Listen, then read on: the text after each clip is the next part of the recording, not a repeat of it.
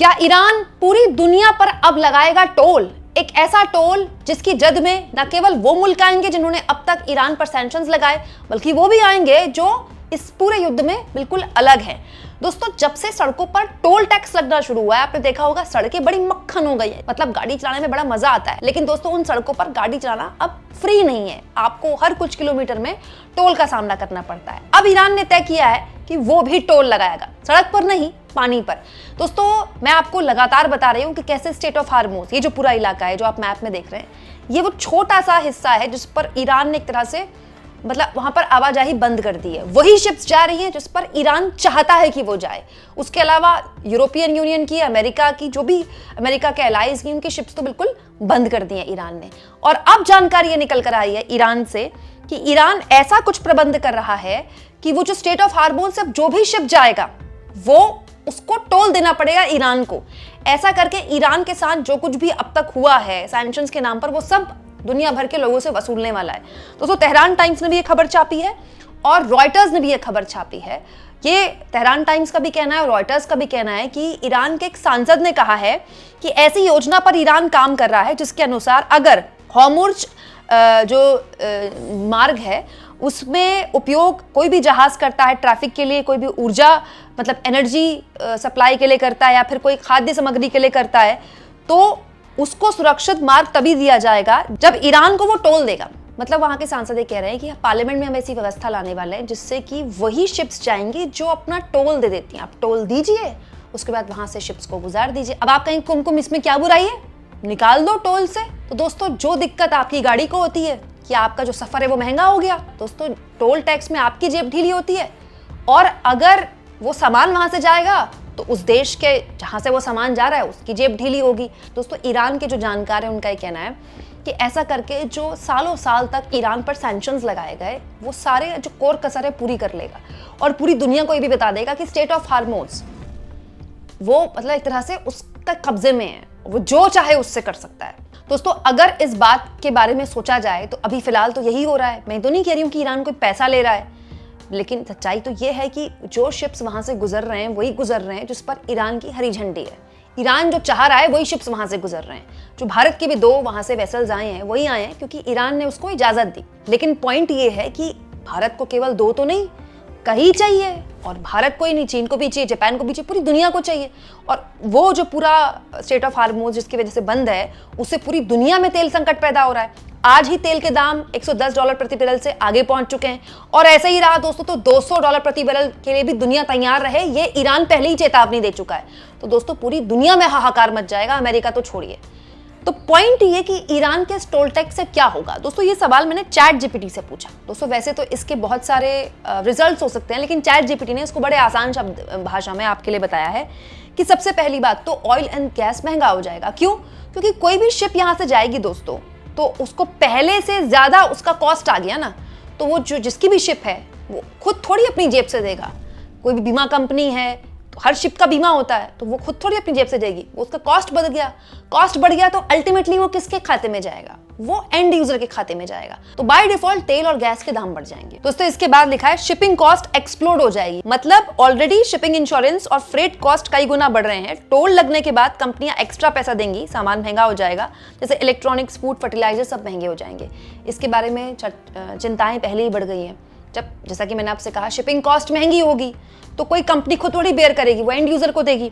तीसरी, global economy slow हो सकती है। बिल्कुल होगी दोस्तों। किसी भी चीज की जब कॉस्ट बढ़ेगी तो डिमांड तो बढ़ नहीं रही ना, उसकी डिमांड तो उतनी ही है, तो लोगों को ज्यादा पैसा देना पड़ेगा। जिस गैस के लिए, जिस एलपीजी के लिए आप इस युद्ध से पहले शायद कम पैसे दे रहे थे, आपने इस युद्ध के बाद से ही उसके ज्यादा पैसे देने शुरू कर दिए। 60 रुपए महंगी हो गई ना गैस। भले ही सरकार कहे कि कोई क्राइसिस नहीं है, लेकिन सरकार ने गैस महंगी करी ना, सबसे पहले गैस ही तो महंगी हुई, तो फिर ये महंगाई और बढ़ेगी। इससे पूरी दुनिया में जो ग्लोबल स्लो डाउन है उसके आने का खतरा है। चौथा, एशिया इंडिया सहित को सबसे बड़ा झटका। कैसे? India, China, Japan heavily dependent है मिडिल ईस्ट ऑयल पर। फ्यूल महंगा मतलब ट्रांसपोर्ट महंगा, हर चीज महंगी।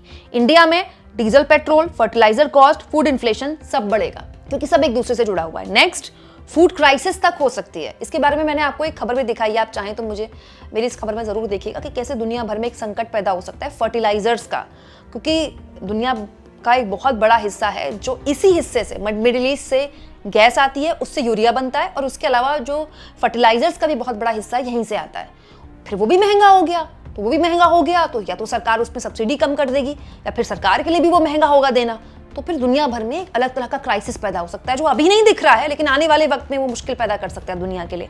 इसके अलावा ग्लोबल ट्रेड डिस्टर्ब हो जाएगा, वो तो हो ही रहा है दोस्तों, अभी भी हो रहा है। इसका मतलब ये दोस्तों कि ईरान ने साफ तैयारी कर ली है कि अभी तो वो जो कर रहा है वो अभी के लिए है, वो लॉन्ग टर्म तैयारी कर रहा है कि अब उसका जो नुकसान हुआ है उसकी वो भरपाई चाहता है, और वो भरपाई अब पूरी दुनिया से लेगा।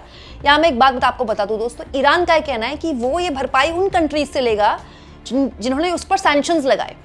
तो सैंक्शंस एशियन कंट्रीज ने तो लगाए नहीं थे, यूएस ने लगाए थे, ठीक है, जिसको फॉलो सब कर रहे थे। दूसरा, जब कतर के एक बहुत बड़े एनर्जी सोर्स पर ईरान ने हमला किया था, तब ये भी कहा था कि more strikes coming after hitting regional energy sites, मतलब ऐसी और स्ट्राइक करेगा ईरान। मतलब अभी फिलहाल ये खत्म होता निकट भविष्य में है नहीं। दूसरा, तेहरान टाइम्स की खबर के मुताबिक यूएस एम्बेसी से खबर है कि अमेरिका को जल्द से जल्द सऊदी अरेबिया छोड़ देना चाहिए। मतलब अमेरिका मान रहा है कि अभी सऊदी अरेबिया रहने लायक नहीं है, सुरक्षित नहीं है अमेरिकन्स के लिए। तो दोस्तों, क्या अमेरिका ये मान रहा है कि अभी मिडिल ईस्ट में जो ये पूरी ये जो स्थिति है ये भी और गंभीर हो सकती है और पूरी दुनिया को ये और मुश्किल में डाल सकती है? क्योंकि दोस्तों हर दिन भारी है, 20 दिन हो चुके हैं, 20 दिन में देखिए पूरी दुनिया का क्या हाल हो गया है। आने वाले वक्त में न जाने क्या होगा। ऐसे में अगर ईरान ये कह देता है कि उस पूरे स्टेट ऑफ हार्मोन्स पर हम टोल लगाएंगे, तो यकीन जानिए किसी भी देश के लिए अच्छी बात नहीं है। दोस्तों, ईरान को इस युद्ध में सबसे ज्यादा नुकसान हुआ है। वो अस्तित्व की लड़ाई लड़ रहा है और उसके बावजूद भी जानमाल का सबसे ऊपर नुकसान उसी का है। इसके अलावा उसको आर्थिक नुकसान भी बहुत ज्यादा वो लगातार झेल रहा है पिछले कई दशकों से, तब जबकि उसका तेल सबसे शानदार क्वालिटीज के तेल में से एक है। मतलब वेनेजुएला और यूएस के तेल से तो बहुत अच्छा तेल माना जाता है ईरान का, लेकिन क्योंकि सैंक्शंस लगे थे तो ईरान उसके लिए एक बड़ी मार्केट नहीं तलाश पाया। फिलहाल जो ईरान के तेल की सबसे बड़ी मार्केट है वो चीन है। चाइना उससे बहुत बड़े लेवल पर तेल खरीदता है। सोचिए, अमेरिका ने पूरी दुनिया पर प्रतिबंध लगाए हुए हैं ईरान से तेल ना खरीदने के लिए, लेकिन चीन खरीद लेता है। चीन पर नहीं चलते हैं अमेरिका के प्रतिबंध। तो ईरान की ये स्ट्रैटेजी है कि स्टेट ऑफ हार्मोन्स को वो स्ट्रैटेजिकली इस्तेमाल करे अपनी तिजोरी जो खाली हो गई उसको भरने के लिए। ऐसे वो अपने आप को कंपनसेट कर लेगा। एक और तो ईरान इस युद्ध से बने हुए हालात को अपने लिए इस्तेमाल कर रहा है, वहीं दूसरी ओर यूएस में हाहाकार मचा हुआ है। दोस्तों, यूएस में गैस के दाम भी बढ़ चुके हैं और अब जानकारी ये निकल कर आई है कि सिर्फ कुछ वीक्स हुए, मतलब 20 दिन ही हुए हैं इस युद्ध को, और यूएस का जो नेशनल डेट है, मतलब जो सरकारी कर्ज होता है ना, वो सरकारी कर्ज जानते हैं कितना हो गया है? $39 ट्रिलियन। सिर्फ इस युद्ध की वजह से अमेरिका का जो सरकार का कर्ज है वो $39 ट्रिलियन बढ़ चुका है, सोचिए। और अभी अमेरिका भी कह रहा है सऊदी अरब छोड़ने के लिए अपने नागरिकों से, और ईरान भी कह रहा है हमले और बढ़ेंगे। तो अभी आप सोचिए 20 दिन में ये हाल है तो आने वाले वक्त में क्या होगा। मतलब स्ट्रैटेजिकली अमेरिका की तिजोरी खाली हो रही है और ईरान उसे अपनी भरने में लगा रहा है, लेकिन इसमें नुकसान पूरी दुनिया का है। आपको क्या लगता है? कमेंट बॉक्स में जरूर लिखें।